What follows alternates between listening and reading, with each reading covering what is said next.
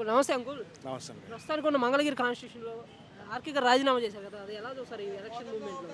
Election మూమెంట్లో RK గారు రాజీనామా చేయటం అంటే అది వైసీపీకి మైనస్. ఓకే. ఇంకా ఎవరు వచ్చినా లోకేష్ గారికి పోటీ ఇవ్వగలరంటారా? ఈ గండి చిరంజీవి గారు ఇప్పుడు గండి చిరంజీవి గారికి సీట్ ఇచ్చారు కదా, ఇచ్చారండి. పోటీకి సరిపోతారంటారా? లోకేష్ గారు పోటీ ఇవ్వగలరంటారా? ఇప్పుడు గంజి చిరంజీవి గారు కూడా గతంలో మూడింటికి పోటీ చేశారు, కేవలం 12 ఓట్లతో ఓడిపోయారు ఫస్ట్ సారి.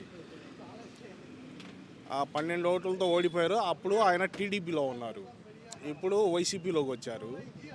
ఇప్పుడు ఎలా ఉంటుందంటే ఎక్కువ శాతం ఆర్కే గారు ఉంటే టీడీపీకి కొంచెం ఢీకు ఢీ ఇచ్చేవారు.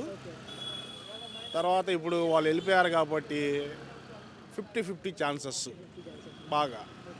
అలాగే ఇప్పుడు గండి చిరంజీవి గారికి టికెట్ ఇచ్చారు కదా, ఆర్కే గారి వర్గం మొత్తం సపోర్ట్ ఇస్తారంటారా గండి చిరంజీవి గారి వాళ్ళకి? ఎలా ఇస్తారండి? నిన్నటి వరకు ఆర్కే గారిని నమ్ముకొని ఉన్నారు వర్గం అది.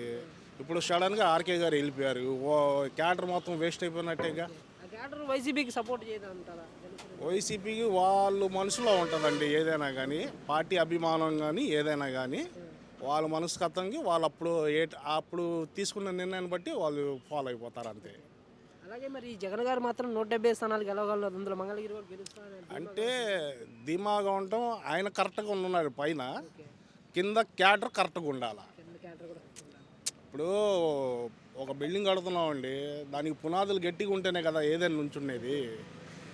పిల్లర్లు అనేది జగన్ గారు గట్టిగా ఉన్నారు, ఇంకా 175 రావాలా, నేను ప్రజలకు మంచి చేస్తున్నాను అని. అలాగే ఎమ్మెల్యేలు మినిస్టర్లు వీళ్ళు కరెక్ట్గా ఉండాలి. వీళ్ళు కరెక్ట్గా ఉంటేనే పార్టీ కింద క్యాడర్ సైడ్ అయిపోయారంటే పార్టీ ఉండదు. అలాగే ఇప్పుడు లోకేష్ గారు గతంలో కూడా 2019లో ఓడిపోయారు, 2024లో గెలవగలరు అంటారా మంగళగిరిలో? అంటే అతనికి నాకు తెలిసినంత వరకు రాజకీయ అనుభవం చాలా తక్కువ, లేదు ఆయనకి. ఎందుకంటే ఆ నాన్నగారు మంత్రి కాబట్టి ఆ గాలిలో అలా కొట్టుకొచ్చారు ఆయన. సొంతంగా ఫస్ట్ నుంచి కష్టపడింది ఏం లేదు కదండి, అందుకే 50-50 ఛాన్సెస్ అంటున్నాను నేను. అలాగే ఈ ప్రజెంట్ ఈ వైసీపీలో ఈ ఎమ్మెల్యేల రాజీనామాలు కానీ సీటు మార్పిడి కానీ అవన్నీ ఎంతవరకు ఎఫెక్ట్ చూపిస్తాయి అంటారు? అంటే ఒకటేనండి, జగన్ గారు ఏం చెప్తున్నారంటే ఇక్కడ నేను కరెక్ట్గా ఉన్నాను ఏంటి, మీరు కరెక్ట్గా ఉంటే మీకు సీట్ ఇస్తా, మీకు కరెక్ట్గా లేకపోతే నేను పక్కకు పెట్టేస్తాను, మొహమాటం లేకుండా చెప్తున్నాడు. ఆయన కరెక్ట్గా ఉన్నాడు. అయితే రేపు 2024లో ఏ ప్రభుత్వం వస్తే బాగుంటుంది అనుకుంటున్నారు? 99% జగన్ ప్రభుత్వమే వస్తుంది.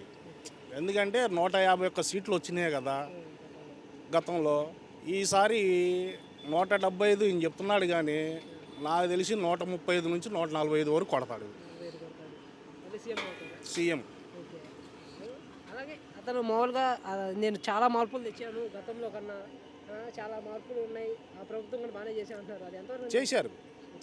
ప్రతి ఒక్కరికి పథకాలు అందుతున్నాయి ఏంటి. కొంతమంది తిట్టుకునే వాళ్ళు ఉన్నారు, తిట్టుకునే వాళ్ళు ఉన్నారు. ఈ చేతులతో తీసుకుంటారు, ఈ చేతులతో తిడతారు, అది మామూలే. రూపాయికి 30% జగన్ గారికి ఉంది, 25% తిట్టుకునేది.